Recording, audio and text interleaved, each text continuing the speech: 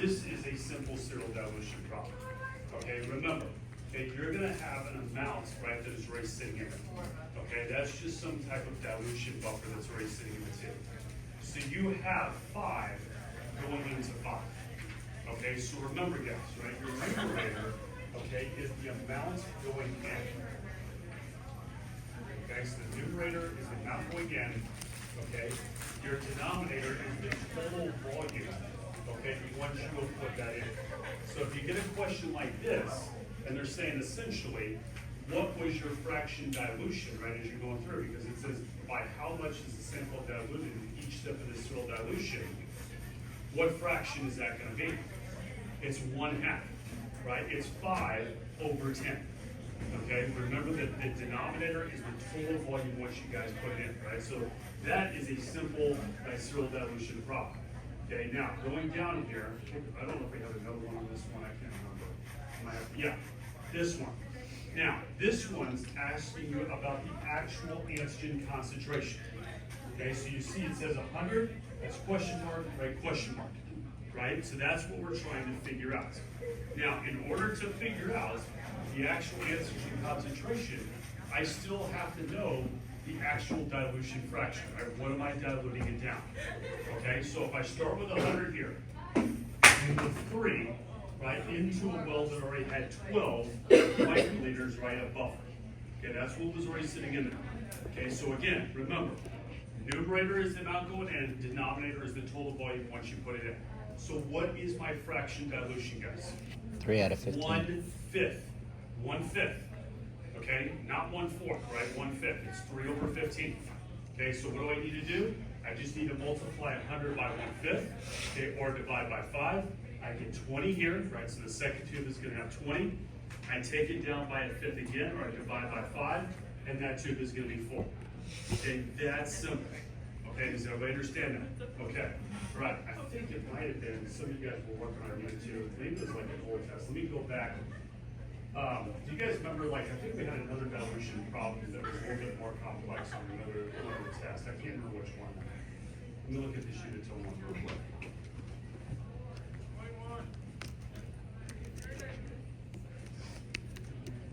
By the way, any of those questions on fertilized days and all that stuff, you do not need to worry about those. That is not going to be on the exam.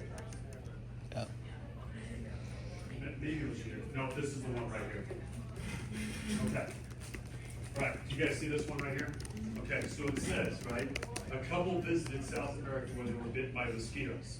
When they arrived home, right, in the United States, they go, IPA, blah, blah, blah. Okay? You run a confirmatory ELISA test. Before running the samples through a plate reader, you conduct a visual analysis. The female patient's Zika virus sample matches the color of the second well in the serial dilution. The male patient's Zika virus, right, matches the color of the fourth well. Calculate and record the concentrations of antibodies in nanograms per milliliter in your answers right into the box. Okay, so, right, when you take a look at this, okay, so I want you guys, right, to look at what the original one was. Right, the original one, oh boy, what's going on? Do you have those McDonald's things? I gave you some of that. I No, promise. but have them now. But we need to go All right, you now. guys gonna go now? Yeah. Yeah. We did it! Is this Halloween? When at that moment, they didn't give me like all the, they gave me a hash brown and oranges. I was like, where's my McFuffin? Like, I don't know. Some of like our smart teacher gave us out those like past thingies that they just got. All right, okay. Maybe our smart hasn't gotten So, it. hey, I want you guys to take a look Oh, at this. you all just right? get So the caught. That's it, they're just- right, antigen concentration is 5,000 nanograms per milliliter. Repeat that, 50,000, right? Whatever, you get it, right? So that's where we're starting, okay? So, what do I need to find out again? What do I need to know? I need to know the fraction dilution. What is my fraction dilution? 1/10, 1/10. It's 10 over 100. 100. So it's not 1/9, right? It's 1/10. So for the second one, because it says the female patient matches the second well, right? I need to take that, right, times 1/10, which is going to be 5,000. right. Okay, does everybody see that, right? And then the other one, right, was 4, right? So I just need to keep knocking those down by a tenth, right? And then I'm going to figure out about 4. Okay, those are the type of serial dilution problems you're gonna get. Okay, that's what it's gonna be. It's gonna be pictures, they're gonna show you this stuff, they're gonna ask about those type of questions. This, by the way, that's an old release question, right, from the previous and the first exam. Okay, is everybody good on that? Does anybody have any questions right over that part? Okay, we good? Okay, right, now, next thing I wanna show you guys, right? And this is just to make sure that you guys, and by the way, is everybody good on that math? Can everybody now, can we get this problem right when we do it? Okay, make sure, right, that we know just what the fraction is gonna be. Okay, we good on that? All right, now, the other thing I wanna show you, right, just to give you guys an idea, because it has been a while, and honestly, I've given you so many of these release questions that I haven't like made you actually do the kite quizzes, right? But let me give you guys an example, okay, of what these type of tests, right, can look like, right? Just so you guys get an idea, right? So I'm gonna go to MI here. Definitely. There we go. Why is this doing this? What do I need to do here? Thank you. Thank you. How do I get rid of that? Mayank. Mayank. They were like they were begging for change. Like just think about Right. it. Like, Who's helping me out here? Just type it, better corner. I don't want to. I mean, it's right there. It's literally right there. How do I get rid of this del thing? Okay, just hit the top left square thing. Yeah, I don't think that's gonna do it. I know, but I don't think that's gonna do it.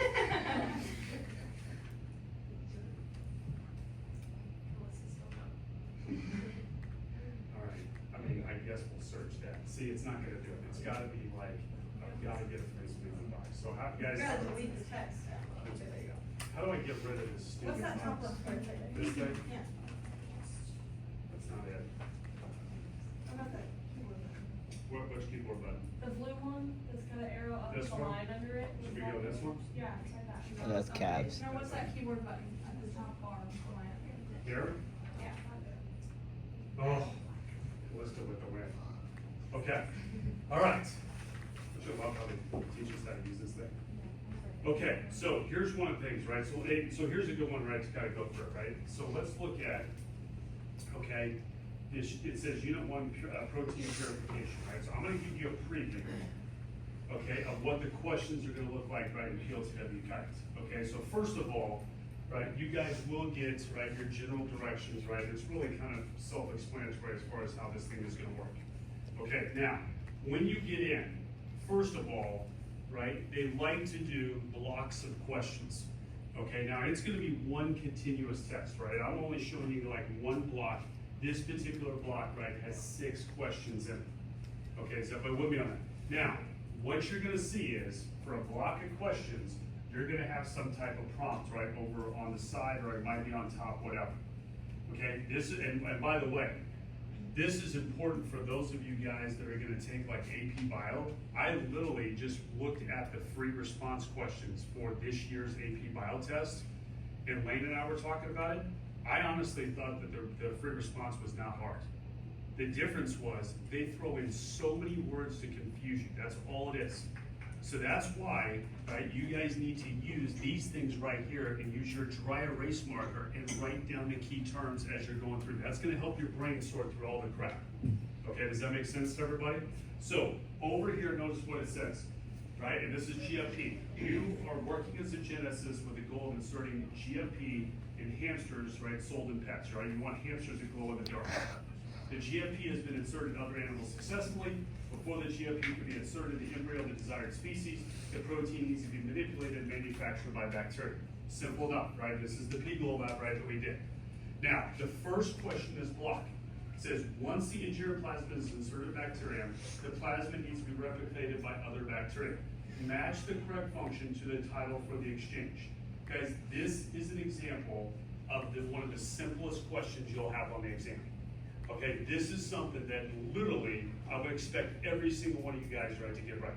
These are just basic definitions. Okay, so this is like one of their level 1 questions, right? Really simple. So obviously you can see that this is a matching one, okay, and you're just matching conjugation, transformation, and transduction. Okay, does everybody see that? Right, so it's not complicated. Look at like some of the things here, like so for example, I'm just looking for word association. Conjugation, direct transfer, right? Transduction, virus, okay? Look at that, virus right there. You guys see it? Once I see those terms, right, I know I'm good to go. Okay, is everybody good on that to start out with? Okay, all right, now, looking at the next question.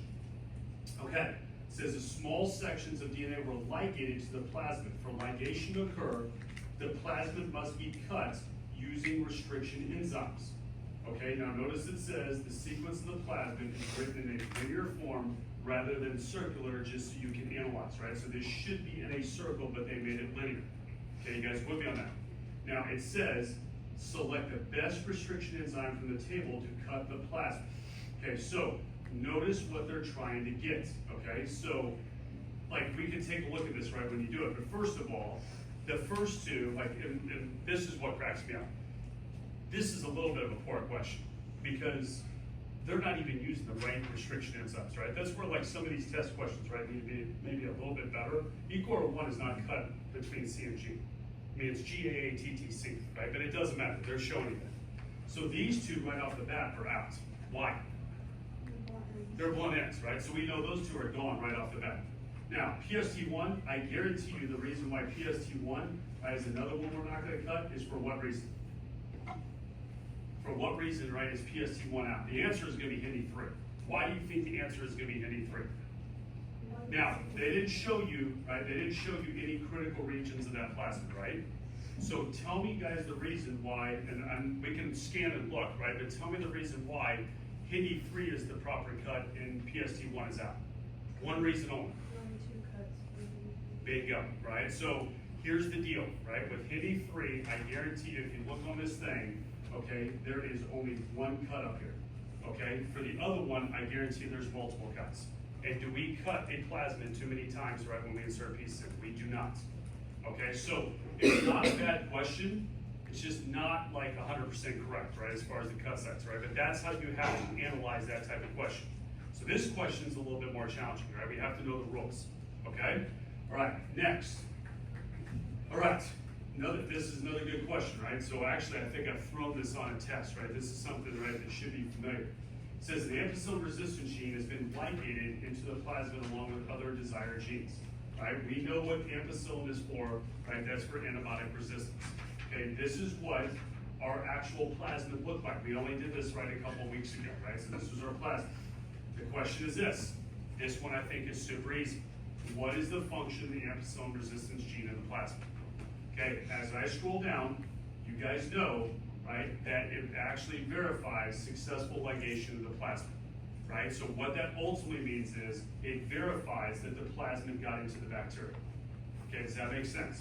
The rest of it, right, like the first answer is just too vague. Promotes the transformation process. What does that mean? Okay, not sure. Obviously, the third one, I don't even know what that means. I mean, negative control, that has nothing to do with it. If it was a negative control, it wouldn't grow at all, right? And then the fourth one says it reduces the amount of conjugation between bacteria. Guys, does this process have anything to do with conjugation? What is it? Now, conjugation, what is this? It's transformation, right? Good, okay. All right, here's actually kind of a good one, right? So it says 2 plates are shown. An LB plate, LB ampicillin plate. Using the plates, what are the possible errors causing the bacteria not to develop in the colonies? Okay, so obviously you can see that this plate looks okay, this plate does not, right? So we have the LB ampicillin plate, something is going on. Okay, you guys see that? The LB plate, right, is what we should expect, right? It should be actually more lawns, right, that are actually grown. Okay, so these are the type of questions they like to throw. They like you to think about stuff that you guys have done in lab, right, and what potentially could have gone wrong. Okay, so it says select all apply. First of all, right, you see the 2 answer choices, right, that are correct. Plasmid did not ligate properly. That is 100% one of the errors, right, of the experiment. Because I can tell you right now, right, the bacteria that was put on that plate, it should have gotten a plasmid for ampicillin resistance. If there's ampicillin on that plate, right, the growth media, and it doesn't grow, that means that the plasmid did not get in. Okay, does that make sense, guys? Okay. All right, number 2 then. Okay, transformation did not occur. Is that possible too? 100%. Now look at all the other ones. plates were improperly straight. Why is that not a correct answer? Because they can still grow even if they're not. Yeah, I mean, like one plate grew and the other one didn't, right? So it's not a shrinking problem. Bacteria was not able to reproduce. Again, that's a little bit far-fetched because one plate it grew, right, the other one it did not. Plates were not incubated correctly. Again, that can't be correct because one plate grew fine, right, the other one did not.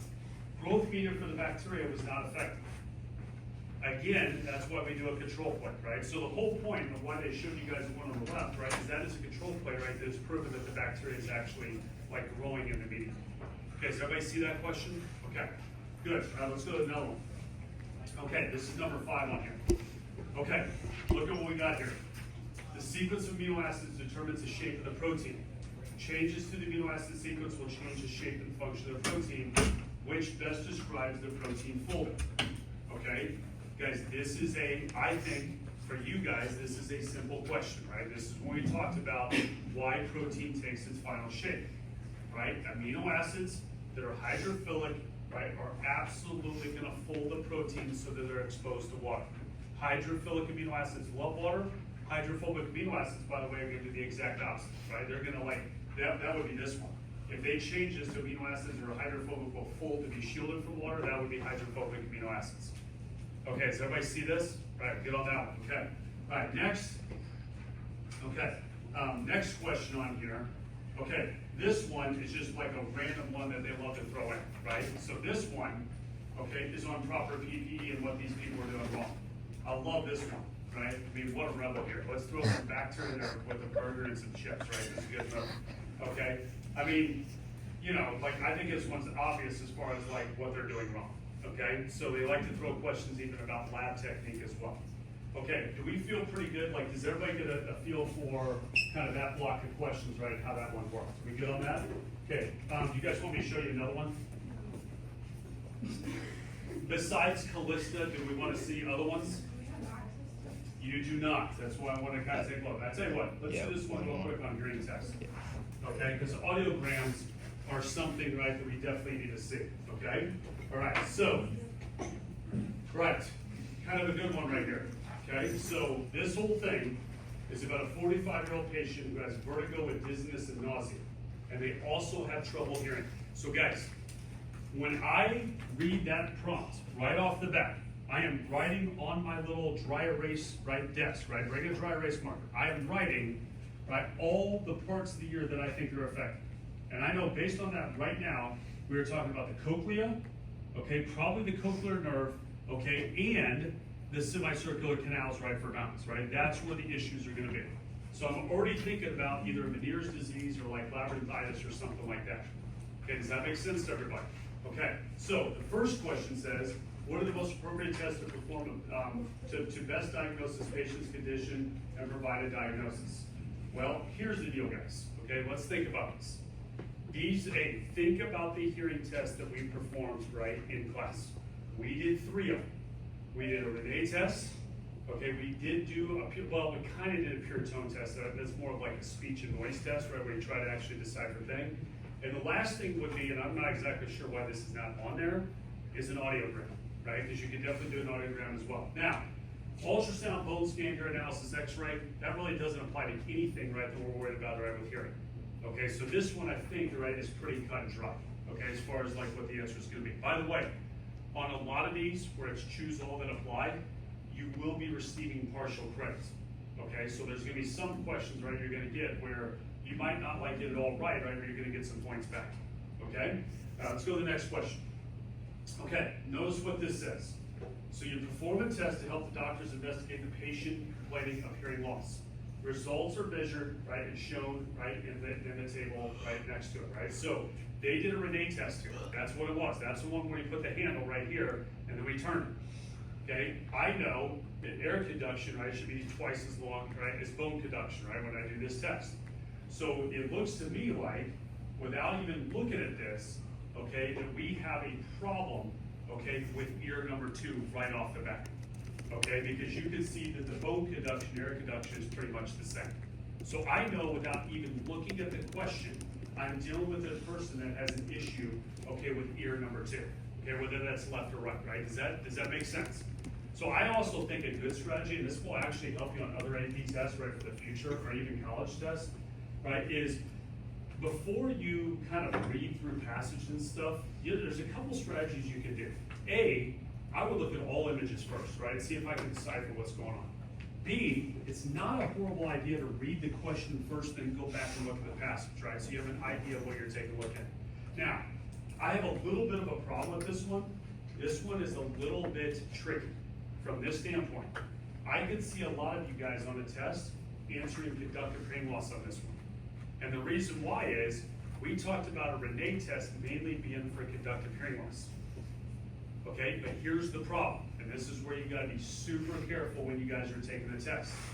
Remember the prompt, dizziness, right, hearing loss, vertigo. Is that gonna be middle or outer ear? It's not. It's gonna be inner ear, so that it's absolutely still looking for sensory neural hearing loss. That's where you gotta put it all together. Okay, you guys with me on that? So that would have been tricky. You would have got probably partial credit on that one, right? If you would have gotten one of the answers right.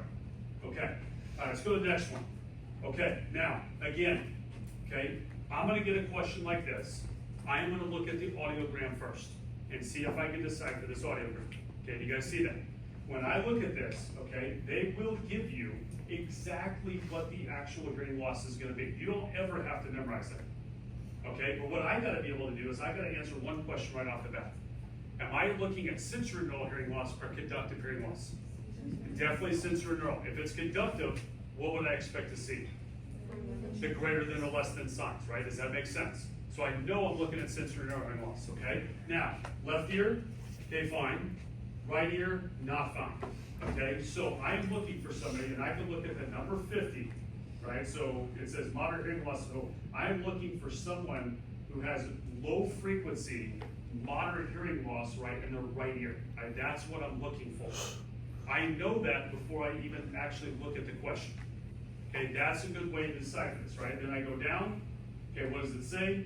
Use the menu to select the words that correctly complete the sentence and send the patient's audiogram. Well, that's simple. Okay, that patient has moderate hearing loss in the right ear at low frequencies.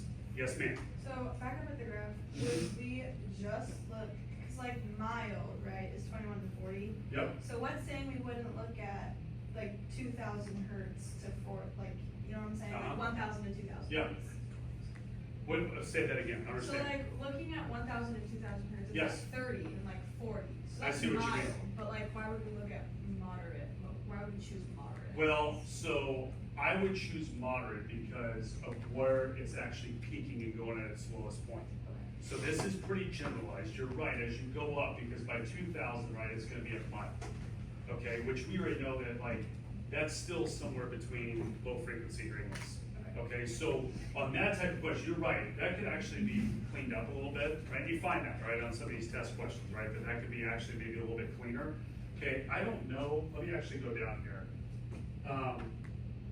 Yeah, they won't let me show like what the other possible options were, right? But you're right, like I'd go at where it actually is at its worst point, right? That's how we kind of do that one. Okay, all right, next. Okay, now this one, right? These are the type of questions that are great because now they're trying to look at application. It's not a hard question, but they're looking at application.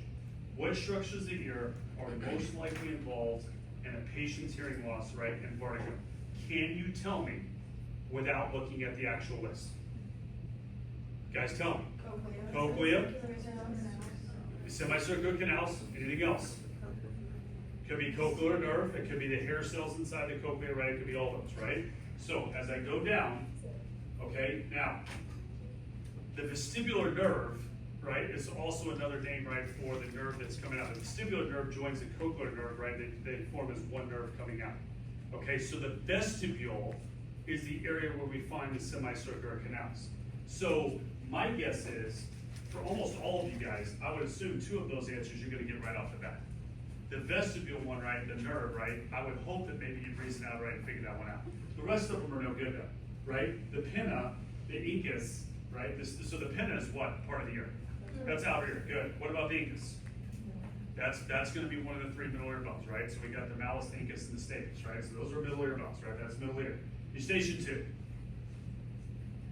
It's middle, right? That's the actual tube that leads to the back of your mouth, right, for ventilation. Okay, tympanic membrane is what? That's the eardrum, right? So that's middle, right? And then obviously external auditory canal, right, is the outer ear.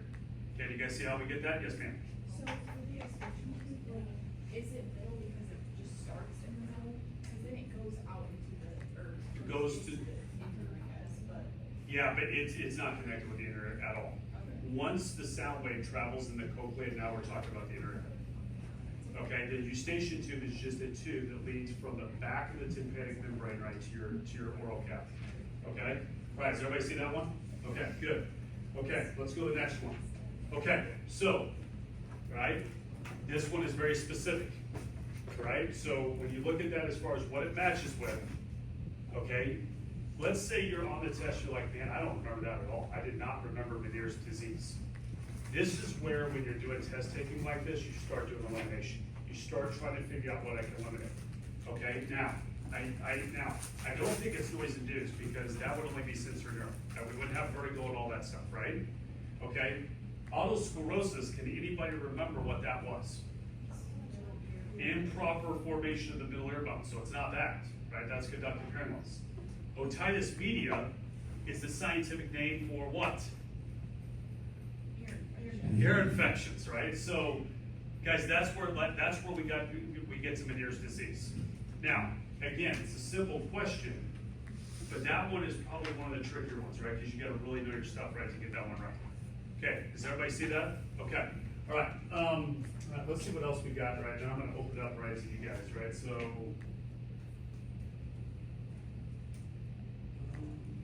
this was kind of one. Let's go here actually. Okay, one on cancer, just so we can kind of get a whole bunch of different things here. Okay, right, so good question, right? So it says, right, so they start with, guys, this entire prompt is based on a fairly rare form of cancer called retinoblastoma, okay, which is actually going to be cancer of the eye. Okay, now, a big thing that I would be writing down is that this particular cancer is associated with a tumor suppressor gene, right? A mutated tumor suppressor gene. That, like, the prompt isn't that hard, right? But that's something I would be writing down. So the first one says, which imaging modality would best determine the size of the retinoblastoma? Okay, now, I would hope that actually based on the answer choices we have, that one is gonna be obvious, right? We need to have imaging where we can see enhanced imaging of soft tissue. Okay, now, notice what they didn't put up there. They didn't put a CT scan up there because that would complicate things a little bit on it. But it's not gonna be an x-ray, you're not gonna see anything on the x-ray, right? I mean, you might be able to see the actual tumor, but you're not gonna see the development of it, right? Bone scan, no way, has nothing to do with bone, and ultrasound is not gonna give you like good enough pictures. Okay, so I feel like that one, right, is pretty obvious, okay? All right, now, notice what it says here. How does a mutated, this I think is pretty easy. How does a mutated tumor suppressor gene lead to cancer? Well, think about what tumor suppressor genes do. One of their main jobs is to pause the cell cycle to make sure everything is good to go with the cell.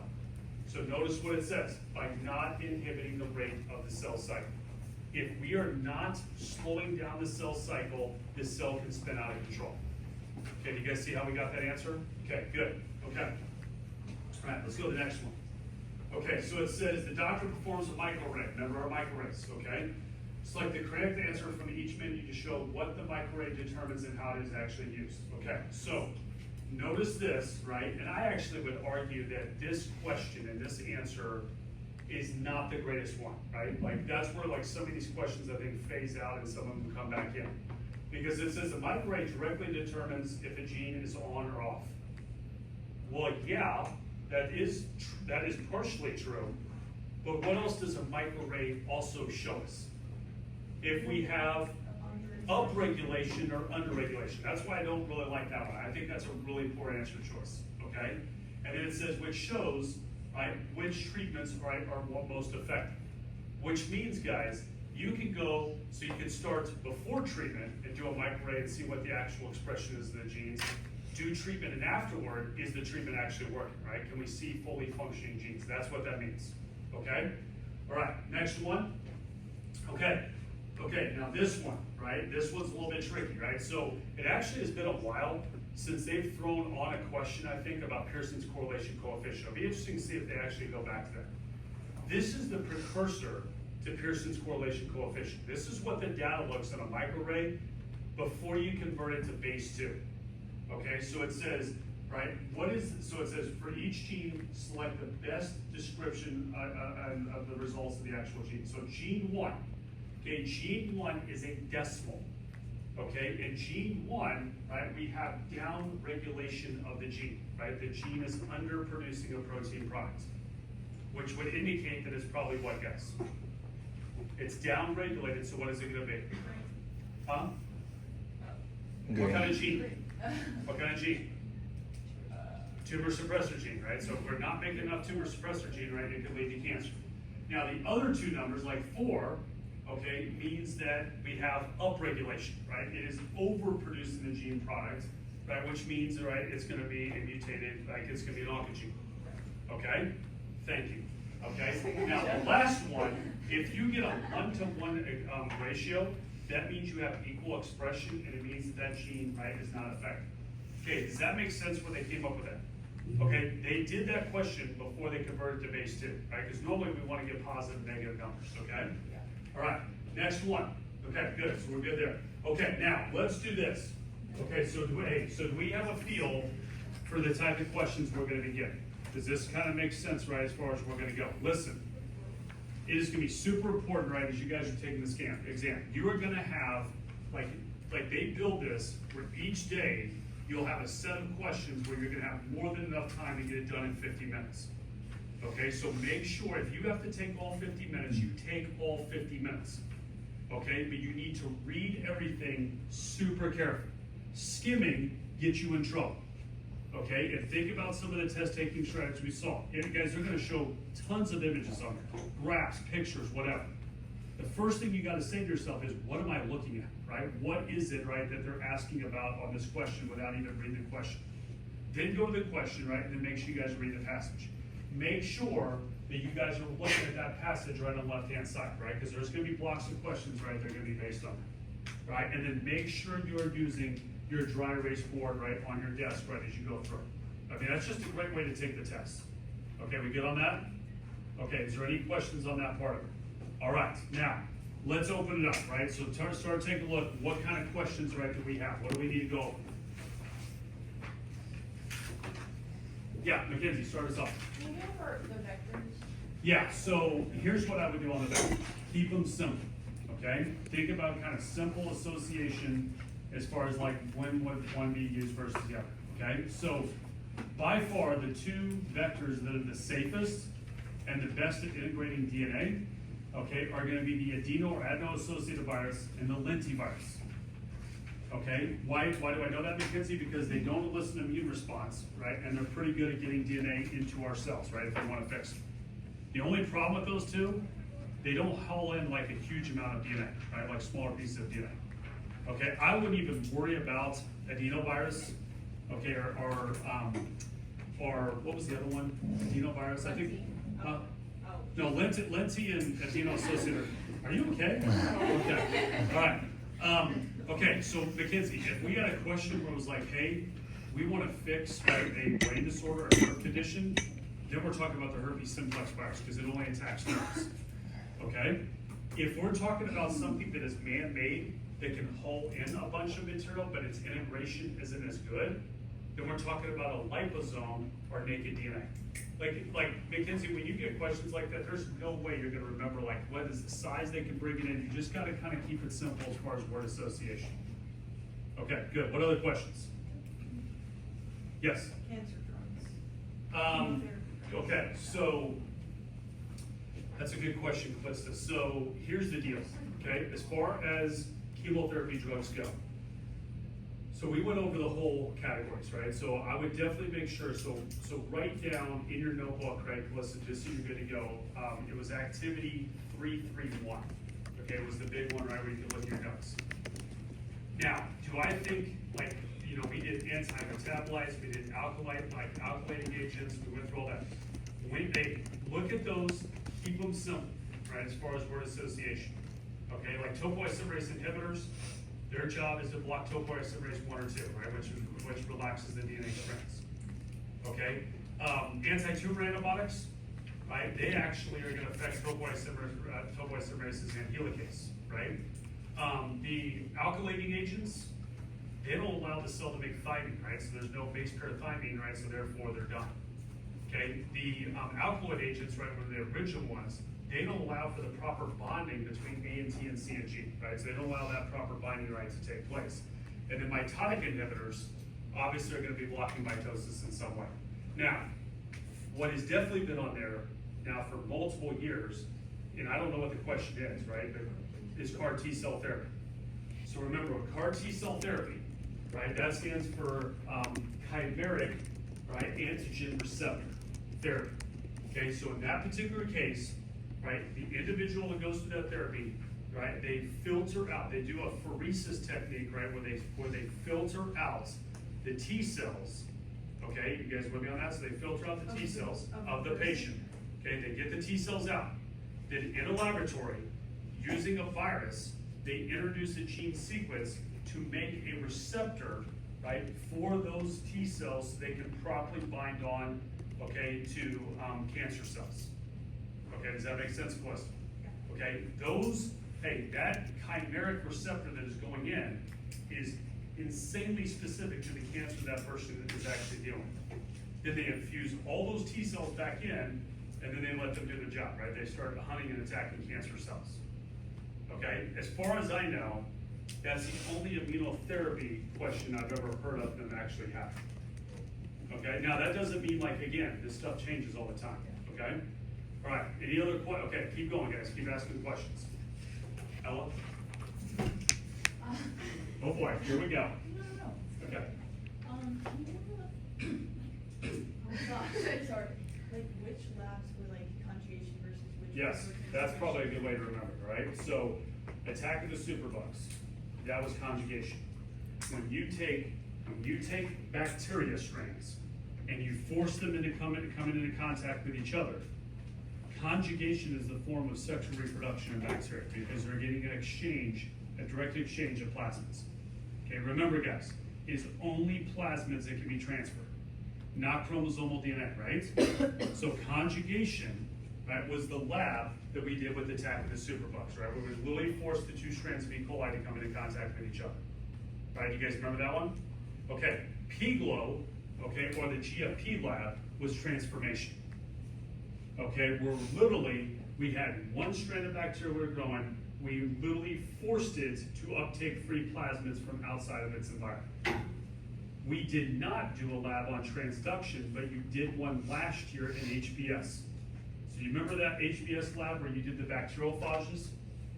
That was that phage lab. It was pretty cool, right? Where you actually were looking at, it had something to do with the immune system, right? If your body was kind of getting rid of the virus. Okay, but transduction, right, is going to involve a virus. Okay, is everybody good on that? Okay. And that one's the most indirect and conjugation? Yes, is direct? 100%. So conjugation is really the only true direct one. Transformation is indirect as well, but like transduction is super indirect. Okay. Yeah. Do we actually know like which one of those was plasmid? Because are they all plasmids or is some of them like DNA and chromosomes? They all involve plasmids. Well, no, that's a good point. So like transduction involves little pieces of DNA because because bacteriophages just spit their DNA into a bacterial cell. Okay? But conjugation and transformation absolutely are plasmids. Okay? Yeah, Mabel. For the causes of like hearing loss disorders, what unit was that in? So like we can go So over all that those would have been diseases. activity 131 and 132. Okay, so 131 was all the hearing loss case studies we did, and 132 was audiograms. Okay, yep. Were you talking about the first and second trimester scans or whatever? Yeah, so I think some of the things we're looking at, so first trimester, like the serum screening, we're looking at like CAP-A and HCG, right? They're just giving you guys indications of potential syndromes, and I would keep that simple. So the syndromes we talked about were Down syndrome, Edwards syndrome, things like that. The second trimester screening, okay, is alpha, like is AFP, so alpha fetoprotein, HCG, okay, UE3, right, which is a form of estrogen, okay, and then the last one was inhibin A, okay, and remember we talked about, what was, I think the number was 85, so like, if you do like four, like a quad panel screening in second trimester, it's like 85% probable of Down syndrome, right? So they do a pretty good job on it. Okay, Audrey, then the other thing then is you can also do nuchal translucency screening, where you're looking at the fluid behind what is called the nape of the neck, right? Where if you have a large, like if you do a measurement, there's a large measurement of that fluid, that's a potential indicator again for Down syndrome, okay? The anatomy ultrasound is also really good because it can look for abnormalities in the baby. Really quick, are you able to tell us like a simple chart of like if HCV is like high or low Down syndrome? I don't think that's gonna be on there. I wouldn't worry about that. I mean, if it's on there, it's on there, but I think like, I wouldn't worry about that. I think that's too specific. Mabel? For the nuchal Yeah. translucency thing, that was a question on. Yeah, I don't think you'll have that question, but the lower the number, obviously the higher the risk. So like if you get a question like that, if it's like a 1 in 250, that's not good, right? Yeah. That's a high probability of something wrong with the penis. The options were 1 in 500, 1 in 750, 1 in 50, and 1 in 1,000. 1 in 50 is bad. 1 in 50 is Yeah, bad? that would be bad. That's Okay. pretty bad odds right there. Okay. Yes. That one, 215. So 215, right, is that activity. Okay, what else? These are good questions. I'll probably get none in period 2. They're just quiet, I don't know. Okay, what else? What else? Types of vaccines. Okay, so make sure you just kind of go through them and just have an idea of like what they are, right? So like we had similar pathogen vaccine. That was the original one that was created for smallpox, right? So you take a virus that's similar to the virus you're dealing with, right? You inoculate it with them. Killed vaccine, which they use chemicals or temperatures to essentially destroy the virus or bacteria. They leave it intact, right? They can no longer like infect, okay? The problem with that one is, right, sometimes you're gonna have to have multiple boosters on that one. It doesn't have as good immune system memory. Number 3, an attenuated vaccine, which is a really strong, robust vaccine because it's a weakened form of the virus, right? The bacteria, it's still alive. Okay, they use chemicals and heat for that one as well. Okay, we have toxoid vaccine, which is also known as an adjuvant vaccine because you only have to do that as like 3 in 1. But that's where you take toxic products from bacteria, right, to form the vaccine. Right? So if you remember DTaP, Yeah. DTaP, right, is a toxoid vaccine. Right? You're taking toxins from the bacteria. We have a subunit vaccine, which that was the one where we talked about recombinant DNA technology, right? Where you literally take a plasmid, put a little piece of like a viral DNA in there to make a part of the virus. You put it into bacteria and you force the bacteria to make the viral part. And then you put that in the vaccine. And then the last one is obviously the new age of vaccines, and that is RNA and DNA vaccines. Okay, we good? Yeah. Okay, yes, Mabel? Could you go over gas relation? Like, It's not on there. It won't be on No, there? not on Okay. there. Good question. No, not on there. Okay, what else? The Melissa? lackoff one gonna be on there? No. CRISPR-Cas9, you go Yes. over that. Okay, so CRISPR-Cas9, let's keep this simple. Okay, because it's not, right, but it's really a great system, right? So it's a gene editing system that allows us to cut DNA, right, on both strands in a precise location. In order to do CRISPR-Cas9, right, you need these things. Number 1, you need what is called guide RNA. Okay, guide RNA essentially is what like the spacer DNA is in bacteria. The guide RNA is a piece of DNA that is going to guide you, Mabel, into the location you want to cut. So it's going to have a sequence of letters, right, that is going to correspond to the sequence you want to cut. Okay, remember it kind of has like, it's kind of linear and then has this loop so it can fit in. You also need then the Cas9 enzyme complex. That is a protein that is created to actually do the unwinding and cutting. So this Cas9 complex, right, once it has the guide RNA, Mabel, what it will do is it will take the DNA, spin it open, and then make precise cuts, right, in both strands. Okay, and so what the Cas9 has, like the whole enzyme complex, it has helicase, which spins open a helix, and endonucleases, which are the molecular scissors. Okay.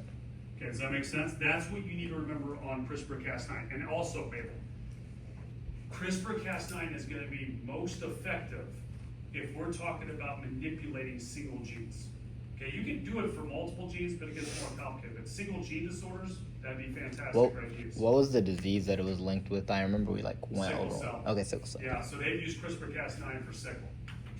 Right, good. What else? Yeah, because Do we have to know, like, when we do like the plasmids and like the DNA itself, for when they have the different kinds of, like the ones that cut, like, do we have to know like which ones should be used for each, like the plasmid or the DNA sequence itself, like, do we have to know which one? I think they'll give you enough information to seal it now. Just make sure you know, like, whenever we're doing plasmid construction, we never use blending cuts ever. Always sticky ends. Okay, but remember like that one I showed you, some of the rules? I mean, I would expect you to know the rules. We don't wanna cut the plasmid too many times. We wanna use the same restriction enzyme for the insert with the plasmid. The insert needs to be cut on the ends, right? Stuff like that, okay? Yeah, Leo? What is the healthy flora with antibiotics from Unit 1? That's a good question. So I'm not sure, okay? So that was one that has popped up, and that's all I can kind of get out of them, right? The only thing I can figure is that healthy flora is your natural bacteria in your gut. Okay, we have, like, our gut is literally like the rainforest of our body, right? It has incredible diversity, right, of bacteria. There's good bacteria that we gotta have. When you take antibiotics, Layla, you have, because most antibiotics are broad spectrum antibiotics, it's gonna kill your good bacteria as well. So my guess is the question's kind of based on that. Okay, yeah, Mabel? CFTR, or what was Yeah, it? The cystic fibrosis. Cystic fibrosis. Yeah. Okay, just remember, that is a mutation where you have altered chloride channels. Okay, and so it messes up, right, the movement of sodium and chloride, right? Therefore, the water has a hard time getting out, right? And actually, well, let me rephrase that. The water is not allowed to make the mucus, right, more runny, right? And therefore, they produce this really thick, nasty mucus. Okay. Okay? Yeah. The question I saw with that was like, sodium goes in and water follows it, or like does. something goes out and. That's right. Okay. You're right. Okay, what else? That's it. Yes. Correct. Good. All right, hey guys, listen. Okay, it has been like a remarkable, great journey this year. Okay, hey, we got 2 more days, right, to hit it hard. That's it.